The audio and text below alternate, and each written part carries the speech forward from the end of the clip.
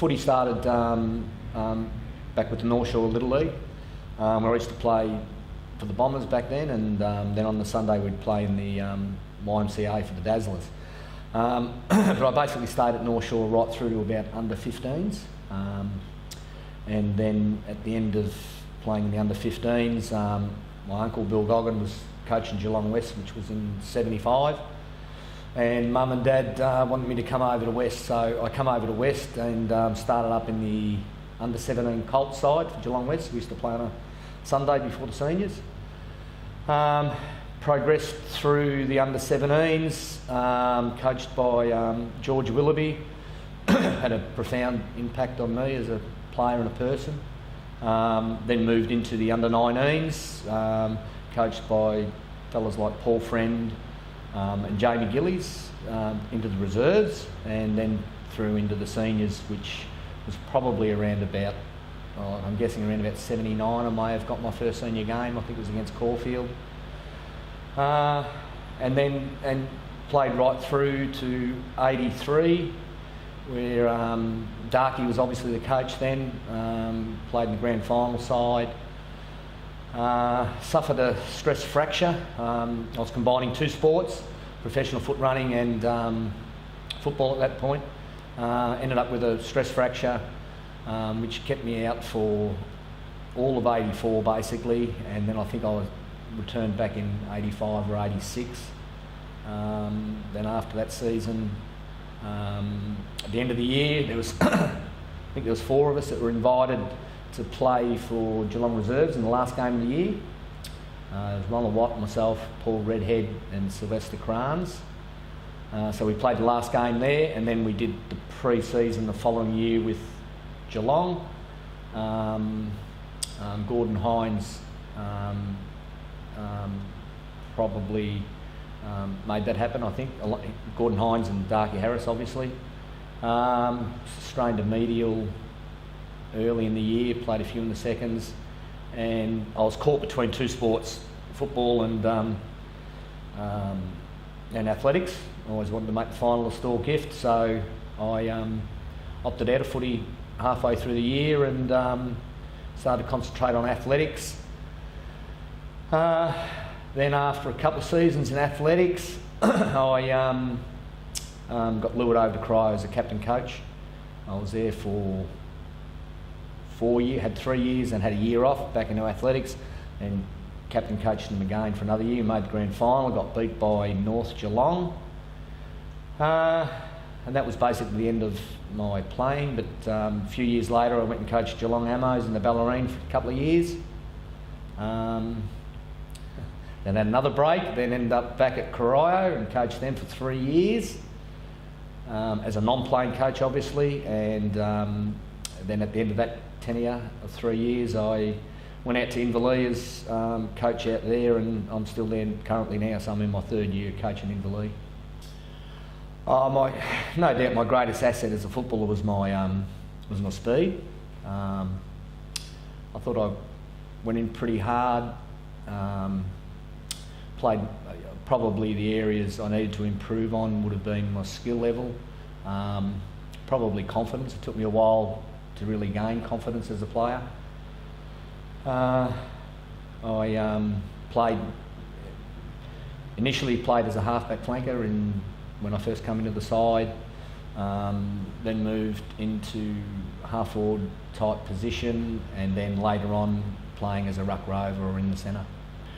1983 was obviously a highlight in some respects. It wasn't a highlight that we didn't win, but it was still very proud to make First Division VFA Grand Final team.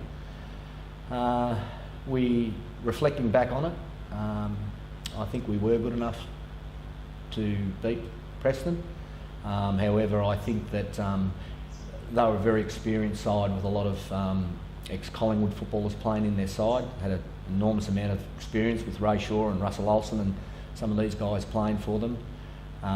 Whereas we were a really young side. I think on average we were around 21, 22 on average. It was a very young side. And I think that's what, and we ran all over the top of them in the last quarter. If it went much longer, we would have definitely got them. That's my belief. but their experience just prevailed, and I still recall Darky after the game. We're obviously disappointed, and Darky making a comment talking about what the opportunity that we'd missed, and missed the opportunity to have all these reunions, and we might never get that opportunity again. And I can still vividly remembering and thinking to myself, you've got to be joking, Darky. We're such a young group, we're going to win the next 3 or 4. But he was right, the opportunity never ever came again. A lot of different circumstances. Fraser Murphy obviously went to Carlton. Salzy went to Subiaco after that year, I think it was. She ended up with a knee reconstruction. So all those sorts of things impacted on the team, even though they played finals the next year. And then not long after that, the club ran into some financial troubles as well. Yeah, I think it might have been would have been Ricky Brown was coach when I was probably only in the second or third or fourth game, maybe, I'm not sure. And as I said earlier, I sort of lacked a bit of confidence and a bit of probably football IQ early until I really got established and got my confidence. So Ricky Brown sat me down. He said, "Look, we want you to tag a bloke this week." I said, "Oh yeah, who is it?" It was George Stone from Paran, and he said, "All you got to do is just follow him and just hang off him every time he goes near the ball." And I knew with my running ability, my fitness, and that sort of stuff that I'd be able to do that. And I think I've done a pretty good job, because at the half-time break, he gave me a real good whack. So I thought after that, that's what Ricky's brother Mark Brown said to me. He said, "You've done a fantastic job, because if he feels he's got a whack at half-time, you must have been doing a good job." So that was one player I remember playing on and specifically tagging. Then in '83, through the final series, I played on, I'm trying to think his name from Collingwood now, Graham Anderson, who'd the previous week kicked, I think, 8 goals. So I played against him. He was playing for Port Melbourne at the time. Luckily it pelted down rain all day, so it made it a bit difficult for him to score as heavily. And in the grand final I played on Russell Olsen, who played at Collingwood as well. Yeah, look, the club meant a lot to me. I was here for 10 years, and obviously joined the club as a 15-year-old, so very impressionable. So the impact that some of the people around the club had on me at that time, I mentioned earlier George Willoughby, and I remember our runner in the seniors later on, John Woods, had a profound impact on me as a player and a person. But the memories apart from playing the game and playing the football, but off the field, like the Sunday nights that we had here, were just absolutely massive nights. I remember them very vividly. Had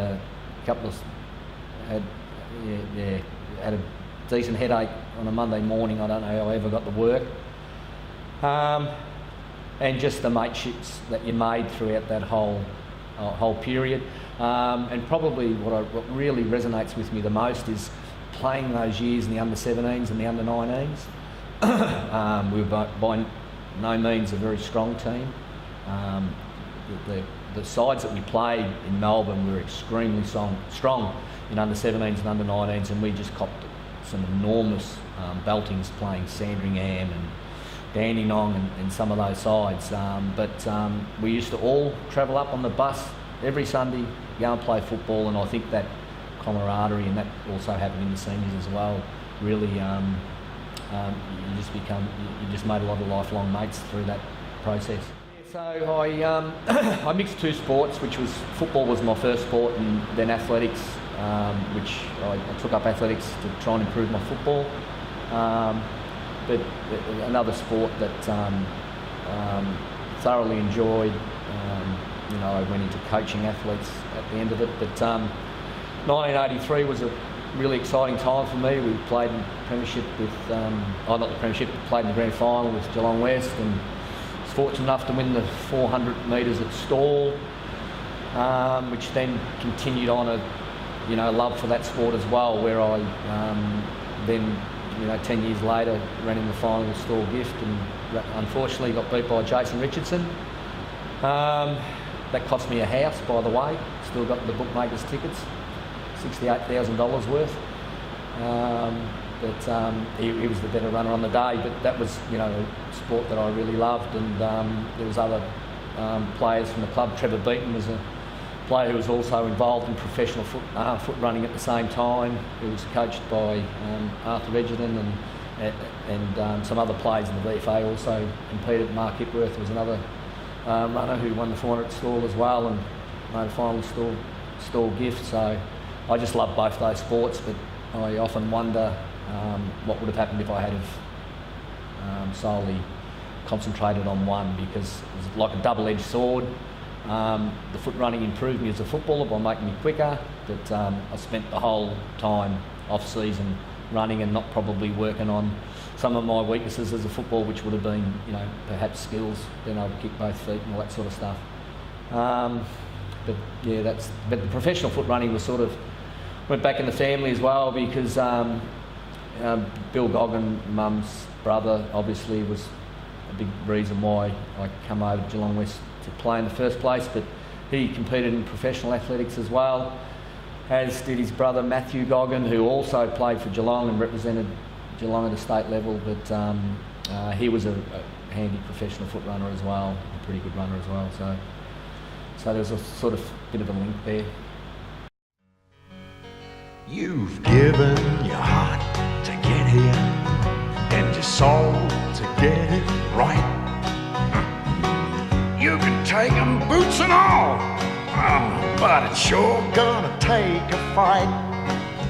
When you spend all week getting to your peak, you're gonna have your say. You bet. On Sunday, it's gonna be